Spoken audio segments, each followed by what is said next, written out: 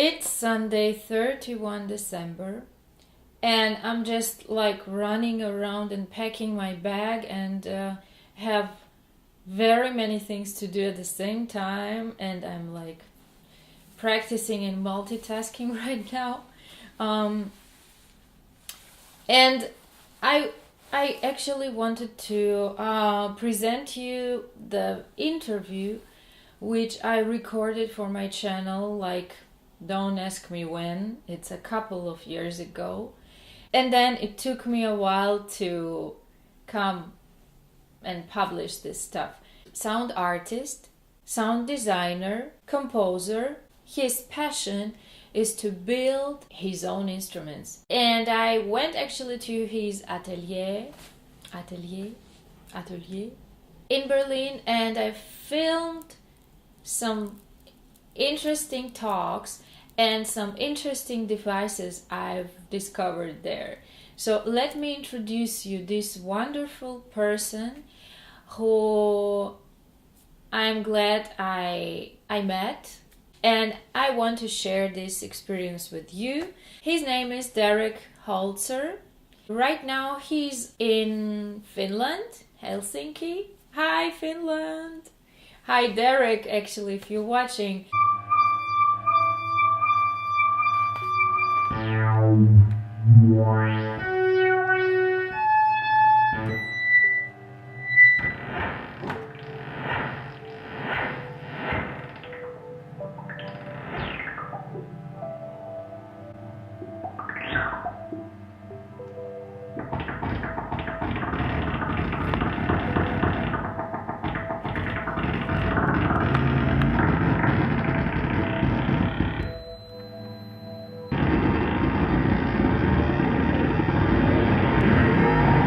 I have many questions about things we're doing with sound art, but first maybe tell me some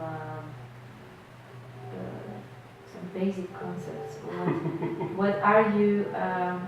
How did you came to this? Sure. Well, when I always tell the same story every time I talk to people about this, but basically I never studied any of this stuff. That's the first thing that I always tell people, especially when I'm teaching them, is that I have absolutely no credentials to do what I'm doing. There's no official permissions or pieces of paper that tell me that I get to be a sound artist. My original academic training was in English literature. I was going to be a writer. And somewhere along the way I did an apprenticeship for making silver jewelry. Mm-hmm. So I got very interested in things that I can do with my hands. Very small things usually. But if maybe 15 years ago you would have told me that I'd be traveling around the world making sound installations and building synthesizers and teaching artists how to work with sound and technology, I would have laughed my ass off, because I failed every math class that I ever took. So I was never going to be an engineer. Mm-hmm. And I never had the patience to sit down and learn a music instrument either. I had a little keyboard for a while and a guitar and a bass guitar, but I never had the patience to really work with them so much. I think that if I had learned to play the guitar, I would have been like in a punk band or a metal band, and I'd be doing something really different with my life right now. Or maybe not, maybe it would have come back to the same place. So I started all this work with sound in an interesting way. I was always interested in sound. Ever since I was very young, and especially my father gave me a lot of influence about how, working with sound and things like this. He bought me a little sampling keyboard, and I used to sample everything in the house and play around with it, but not in a musical way, more in a way that I was interested in the textures that came from it. Also in high school, I discovered the amazing German band Einstürzende Neubauten, and they taught me that everything was a music instrument. And that was great. Then I didn't, then I was like, fuck practicing the guitar, man. I'm going to go bang on shopping carts and this kind of thing. So I was always interested in sound, but I was always terrified because I thought there were all these rules, right? And when you study music, it's all about having rules. It's all about, you need to practice your scales, you need to learn which chords go with each other, you need to be able to get on a tempo, all these sorts of things that I was really not interested in studying. So for me, sound and music for a long time were the same thing. And it was only at a certain point when I decided that what I was interested in was working with sound and not with music, that I could kind of free myself of this weight of, you know, like hundreds of years of Western music history that I could all of a sudden just ignore because it wasn't important to me. And that was great. That was like the biggest liberation in the world. I bought myself a mini disc and a little microphone, and I just started recording everything that I found out in the world. And I'd drag it into the computer, and I'd start messing around with it. And this was like the late 90s, and everybody had these VST plugins. So you would download tons of plugins and run, I don't know, the sound of a train that you recorded through all these plugins. And after about 10 plugins, it just sounds like whoosh, just swooshy noise, and I was pretty satisfied with myself.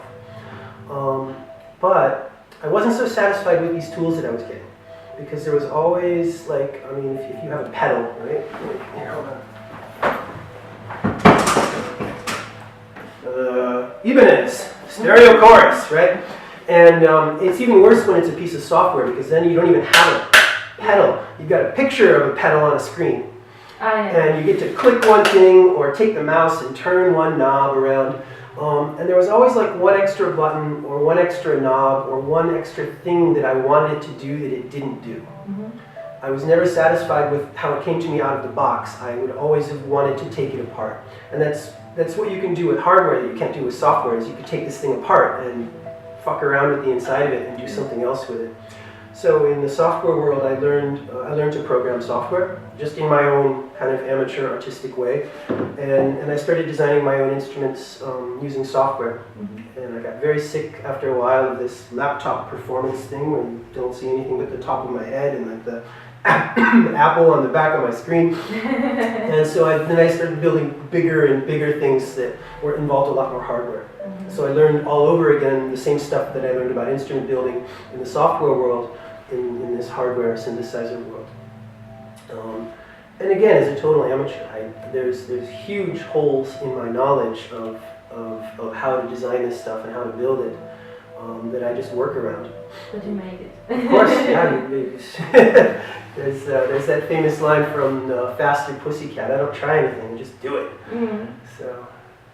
Yeah, I think that's the good point about art, because I mean, we can all learn art for years, but we will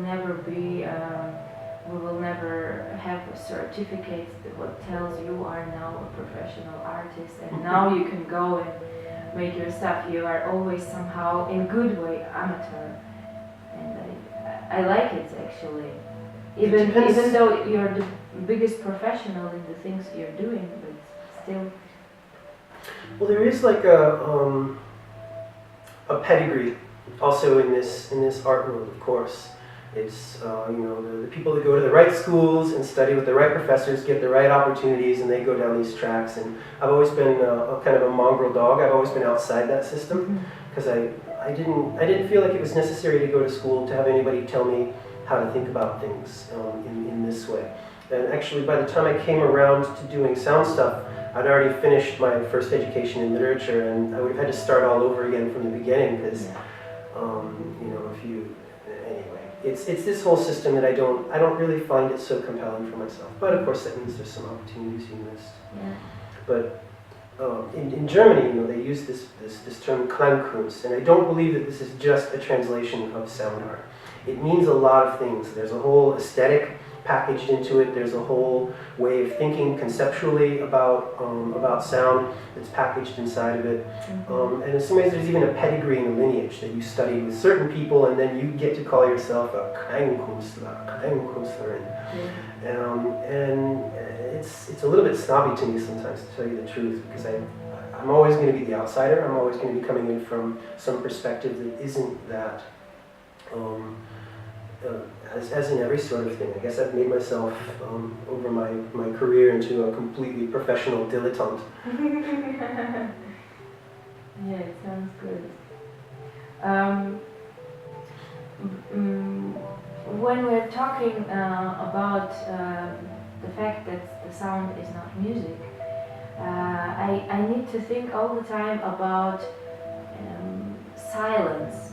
I don't know, for me silence is a very big part of sound. What do you think? Yeah, well, you've got object and ground in visual terms, right? In visual arts, when you're studying composition, you have object and ground. And of course, always sometimes in the visual arts, it's interesting to play with this relationship. And of course, I mean, there's no such thing as perfect silence. The famous John Cage story of going into the anechoic chamber, and he heard two sounds, and one was his heart and one was his nerves. And there's no way you can get away from sound. But there is background and figure, figure and ground. And of course the figure is usually the things that your ear wants to hear, the things that you want to catch and listen to. And I think for many people, your awareness of what the figure is based only on two things. It's based on language, because we use that to communicate, and it's based on music, which is this kind of specific kind of organized sound that we recognize through certain aesthetic patterns. And I think the more and more you start to work in the field of sound, the more you start to realize things that are ground for most people can be brought to the fore. A really good example would be people that work with environmental sound, where you make a field recording of a sound that nobody really pays attention to, and you bring it forward somehow. There's a fantastic piece by Francisco Lopez called Buildings, where he went and recorded all the weird ambient sounds, not in the ambient techno sort of sense, but in like the sound of the elevator shaft, the sound of the ventilation, the sound of something creaking, the sound of rain on the window, and made a fantastic composition out of all these background sounds by bringing them up to become figures all of a sudden. Like changing roles.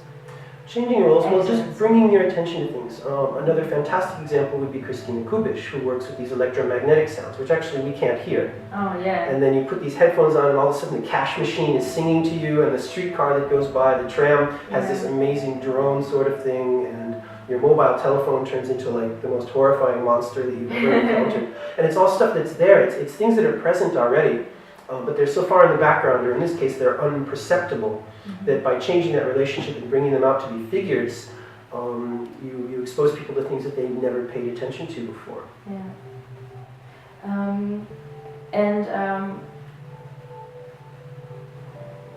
You told you studied literature, so I see also a connection between sound and language, like wording and sounding, and it's also a part of my accent or my direction, what I'm going as a sound artist. How is it for you? Did you connect all these things you've done, like language and sound? Do you work with language in some sense? No. I had the opposite. I had a complete rupture. I studied literature for a while, and at the end of my education, I went to study in Budapest and Prague.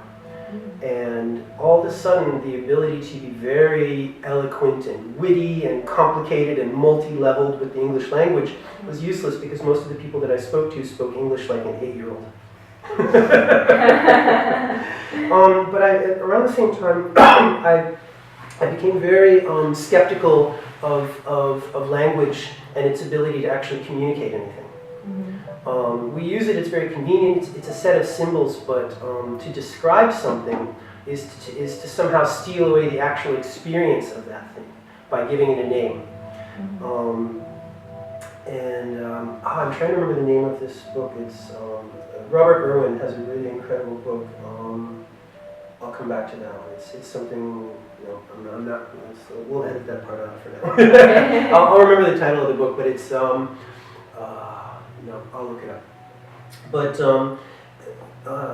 when people, especially sound artists now that really come out of this visual arts field, they want to write these huge essays. You go into the gallery and there's some water and it's dripping in the corner, and you're like, why is there some water dripping in the corner? And then there's 10 pages of Deleuze and Guattari posted up on the wall that you have to read to understand, philosophically why this phenomenon of the water dripping is happening. And for me, that steals the power of the experience itself, to have to conceptualize it in this way. I try to, of course, there's a backstory to all the pieces that I make, especially in the installation context. But I don't want the linguistic experience of it to come first. I want the absolute phenomenological experience of that sound in that space. And the sounds that I work with have become less and less symbolic. They're less and less a reference to something rather than a sound experience in itself. And I think that that's really important. In some ways, that's the way people experience music.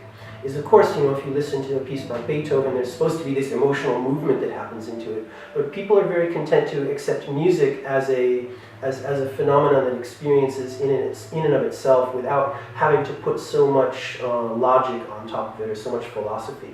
But when you come from visual arts context, they teach you that the first thing you have to have is this concept, and then everything else kind of comes later. And sometimes actually the concept is the work, and then the stuff that you made is kind of over in the corner. And I'm not very comfortable with that approach because I really enjoy the process of building things. I really enjoy the physical experience of sound, and in the most non-referential way possible.